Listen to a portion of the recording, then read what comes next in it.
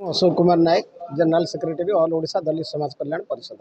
कौन कहे आज दलित समाज तरफ आज आपंकर लोहिया एकाडेमी गोटे वार्षिक समावेश करते कौन ये वार्षिक समावेश ए वर्ष हूँ ऑल ओडिशा दलित समाज कल्याण परिषद 14तम वार्षिक समावेश। या पूर्व आहरी 13टा समावेश सरी प्रति वर्ष ये समावेश करा जाए। विगत दिन में जहाँ इवेंट गुड़िक आमर होता है अनुष्ठान तरफ से इवेंट जो मैंने प्रतियोगी था से पुरस्कार वितरण सहित जो मैंने नवप्रतिभा अच्छा से सम्मानित करवा समाज जो मैंने सब आगधाड़ी लीडर से सम्मानित करवा आदि कार्यक्रम मुख्य उद्देश्य।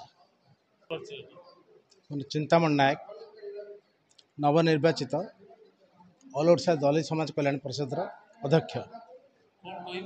देखु आज आज थे आमर 14तम साधारण वार्षिक अधिवेशन जमतीक आम समाज अनेक समस्या अच्छी आज पर्यंत जो समस्यार समाधान होना ताऊपर आमर आलोचना है आलोकपात करागला।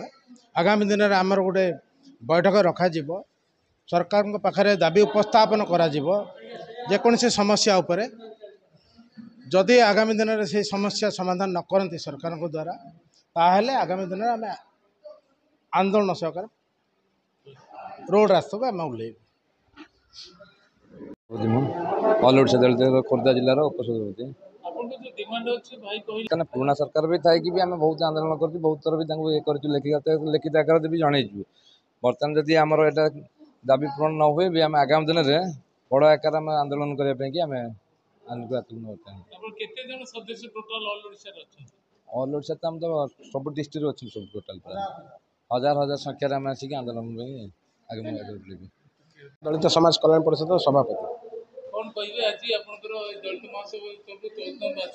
आम तो बहुत कार्यक्रम रखीचु तेणु आमर जो गोटे जातिगत प्रमाण पत्र कि जो दाबीटा रही पर्यटन हो पारि ना आमर भी आशा अच्छी सरकार आसिले करेंगे आ प्रति आम आंदोलन चलो जदि न हुए बहुत संख्यार आम बहु जिला सबु जिलूर सबु भाई मैंने उपस्थित रही लड़े जोरदार करेंगे।